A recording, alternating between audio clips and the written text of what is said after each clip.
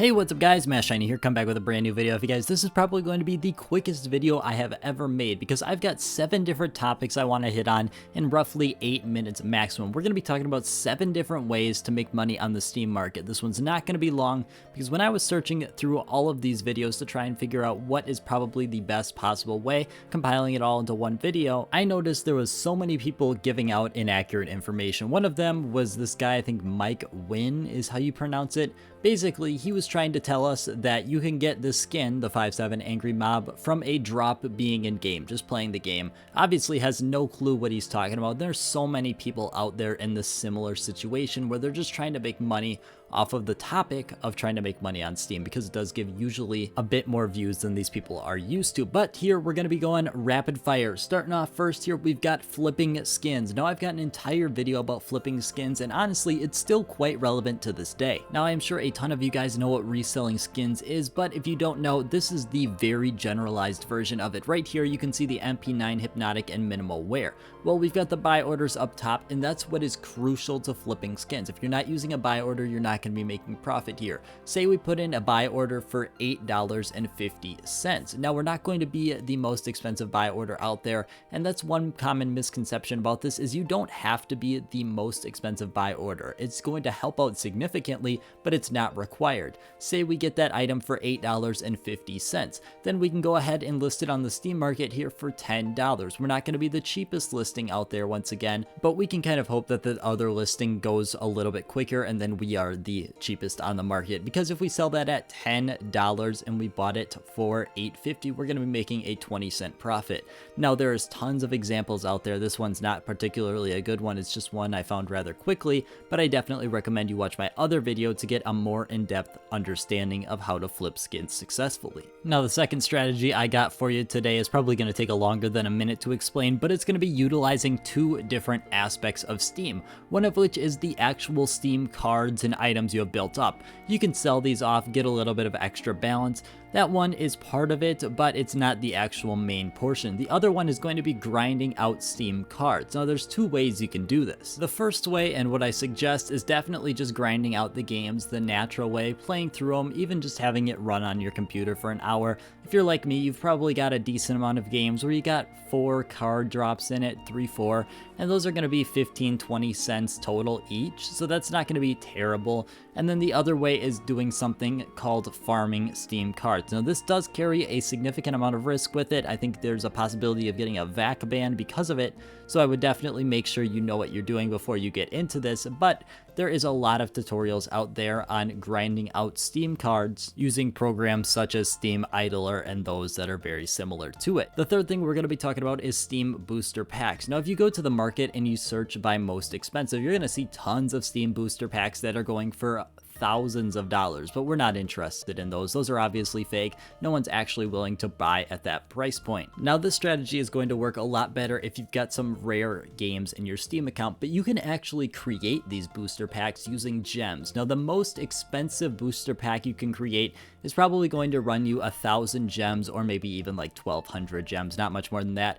1,000 gems is the equivalent of 40 cents USD. You can buy it on the Steam market. It's called a sack of gems. Now to successfully pull off this method, you're going to be heading back to that badges page, and in the bottom right corner of the screenshot, you're going to see something called Booster Pack Creator. When you click on that, it's going to bring you to a screen that's probably pretty unfamiliar to most people. This is where you can see your active gems, plus you can pick out a game to create a booster pack for.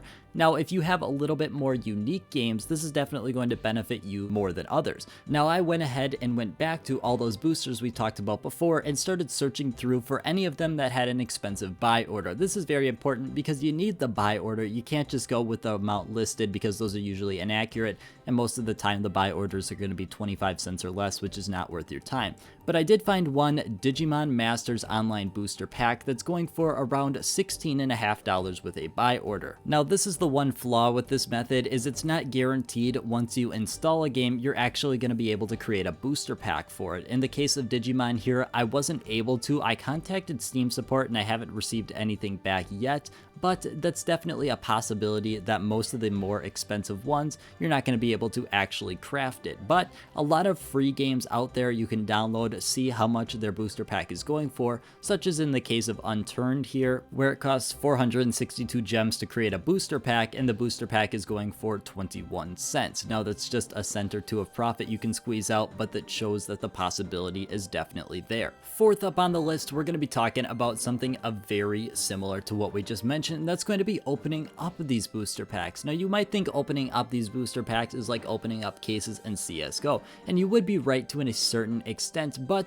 since these are such low value things you're going to be receiving, there might be a little bit of an edge you can squeeze out here. Mainly focusing in on something like the Left 4 Dead 2 booster pack here. It's 11 cents to open up, but if we head over to the Steam community market, you're going to be getting at least 3 cards here, and most likely they're not going to be any foils, because I opened up 10 packs of the CSGO booster pack here and I only got 1 foil, so it's very uncommon to get foils. But in this case, if you're willing to play the waiting game, you can get some guaranteed profit. So what you would do is you would list your item for 6 cents, which is what the going rate is here on the Steam market. You'd get 3 cards, and after taxes you would be getting 4 cents per card, which is just slightly more than the 11 cents you put in. So you'd get 12 cents total. You put in 11 cents, you make a 1 cent profit. It's obviously going to take a significant amount of time because there is a lot of competition, especially when we're talking about these 6-cent cards here. But if you're able to get a foil, you can go ahead and make a little extra profit there. Now, this is not something that I suggest you do for Left 4 Dead, but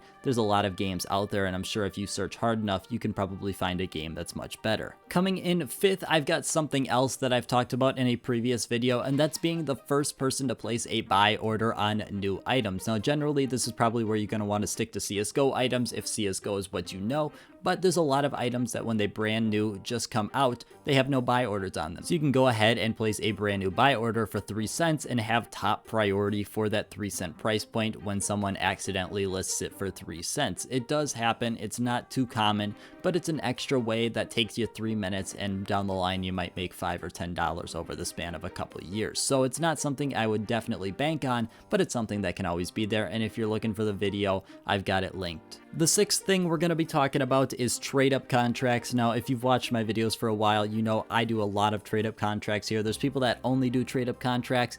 It's not too hard to find Tradeup contracts on YouTube, but I need to point out one major thing to you. You're going to be wanting to look for the people that are using the website Tradeup Spy to show contracts here. This is very important because Tradeup Spy will actually show you your predicted value over time. I'm not sponsored by them, but I do think it's a pretty decent site for trade-ups. It's something that was not necessarily needed, but now that we've had it, it's very nice. You're going to want to avoid people that do this, like on screen right now. Now, what they're doing here is they're using a website called CSGO Float. It's a great website, but in this case, it does not really show exactly what we want it to see.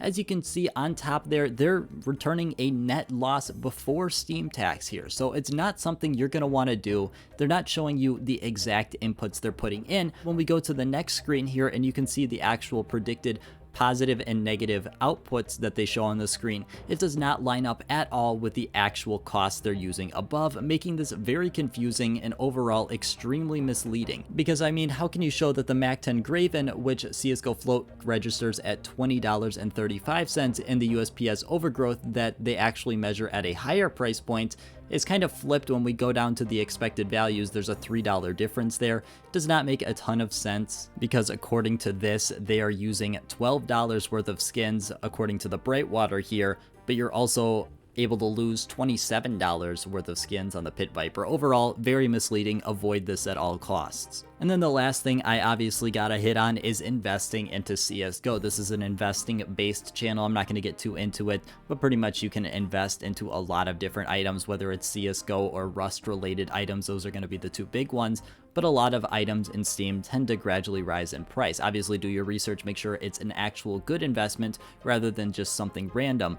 But as always guys, I want to thank you guys so much for watching, and I hope you have a great rest of your day.